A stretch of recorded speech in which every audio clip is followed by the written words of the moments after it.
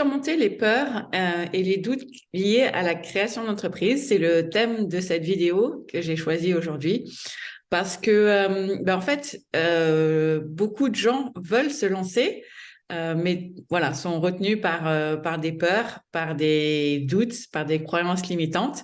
Et donc, je trouvais intéressant de vous en parler aujourd'hui, de mon point de vue d'experte, puisque je suis formatrice professionnelle spécialisée dans la création d'entreprises.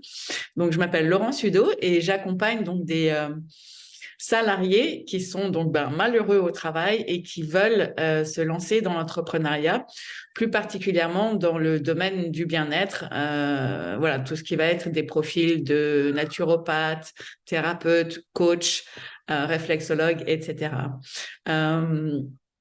Donc, dans cette vidéo, je vais vous parler de quelques points qui, pour moi, sont fondamentaux pour justement pouvoir surmonter ces peurs et ces doutes et enfin vous lancer pour enfin vivre la vie que vous méritez. Donc, le premier point, ça va être de prendre le temps de réfléchir à vos valeurs fondamentales. Donc, qu'est-ce qui est important pour vous dans la vie?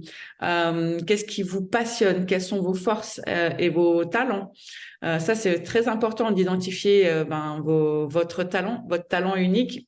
Pas seulement votre talent unique, mais tous vos talents, parce que on en a tous plein. Et donc, en prenant le temps de réfléchir à ces questions, vous pourrez déterminer les domaines dans lesquels vous avez le plus de chances de réussir et de vous épanouir. J'ajouterais même à ça de suivre votre mission de vie, de vraiment identifier votre mission de vie et vous allez certainement avoir encore plus de chances d'être dans l'alignement et du coup dans l'épanouissement parce que c'est ça la finalité finalement, c'est de créer une entreprise pour être dans l'épanouissement, dans l'alignement avec ses valeurs, ses talents, sa personnalité et pouvoir l'inscrire dans un cadre de vie qui vous permettra de vivre la vie idéale que vous souhaitez. Donc, le deuxième point que je voulais mentionner dans cette vidéo, c'est d'identifier qui est votre client cible. Qui est-ce que vous avez envie d'accompagner? Qui est-ce qui vous touche particulièrement? Quel profil de personne a un certain problème qui vous touche particulièrement et que vous avez envie d'aider. Et donc, c'est vraiment d'identifier les besoins de ce client, de ce client idéal, comme on l'appelle en jargon marketing. Et donc, c'est vraiment d'identifier qui il est, quel est son état émotionnel, qu'est-ce qu'il veut en fait, et surtout quelle transition vous pouvez lui faire quel résultat vous lui apportez. Donc, ça passe par des questions qui sont telles que quels sont ses besoins, quels sont les problèmes que vous pouvez les aider à résoudre en comprenant le besoin de votre client pour créer une entreprise qui répond à ses besoins de manière alignée à vos valeurs. Donc ça, c'est très important d'identifier votre qui, votre pour qui dans la structure, dans les piliers de la fondation de la création de votre entreprise. Ensuite, c'est aussi de développer un modèle d'entreprise, d'entrepreneuriat qui vous correspond, qui correspond à votre personnalité, qui correspond à comment est-ce que vous avez envie de travailler pour pouvoir s'inscrire dans une vie qui vous épanouit. Donc, en combinant du coup vos valeurs et les besoins de votre client idéal, pourrez développer un concept d'entreprise, de modèle d'entreprise qui correspond à ses besoins de manière alignée à vos valeurs. Quatrième point, donc, c'est de valider votre idée. Avant de lancer votre entreprise, il est important de tester votre idée auprès de votre marché cible. Non seulement pour vous assurer qu'elle répond bien à leurs besoins et qu'elle est viable sur le plan économique. Donc ça, c'est une étape importante de valider votre idée. Et surtout, une fois que vous la validez, toutes vos peurs et vos doutes s'évanouiront par magie. En tout cas, ils seront remplacés peut-être par d'autres, mais ceux qui vous retiennent, qui vous empêchent de vous lancer, seront déjà beaucoup voilà, amoindris puisque vous aurez du coup validé que votre idée d'entreprise est pertinente.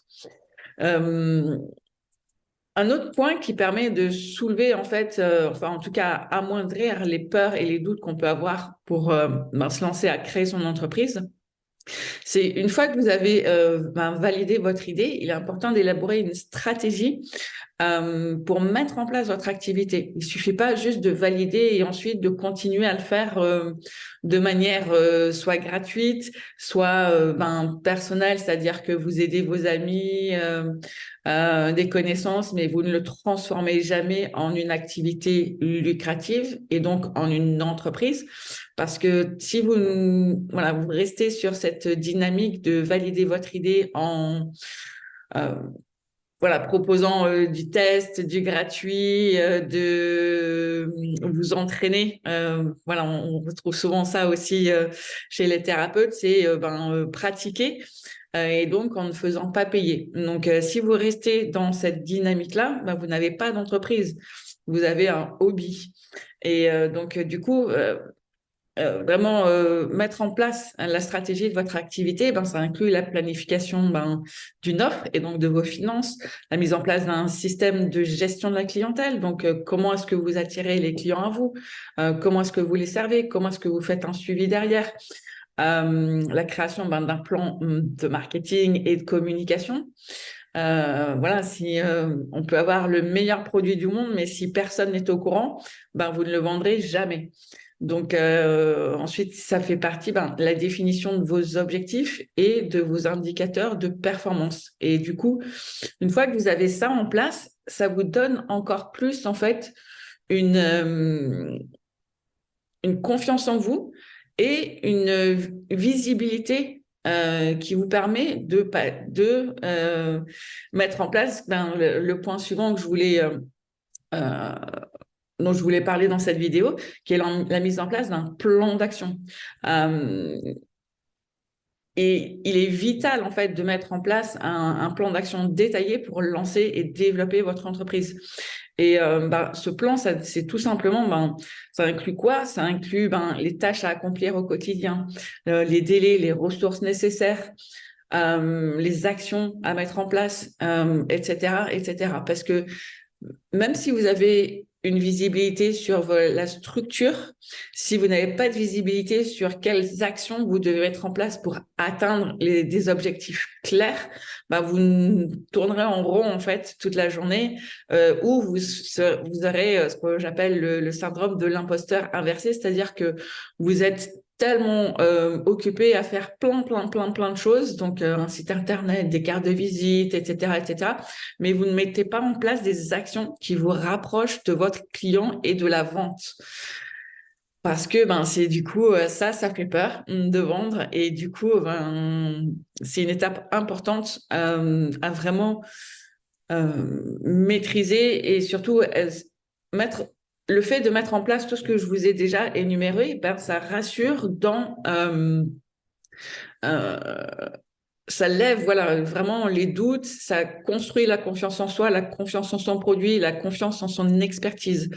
Et donc là, vous pouvez passer à un mode de ce qu'on appelle en marketing du inbound marketing. Qu'est-ce que ça veut dire le inbound marketing? Ça veut dire attirer les gens à soi par qui on est, ce qu'on propose et en étant clair dans sa communication de à qui on s'adresse. Et donc, quand vous avez ça en place, vous avez vraiment déjà facilité beaucoup de choses dans la réussite de la création de votre entreprise.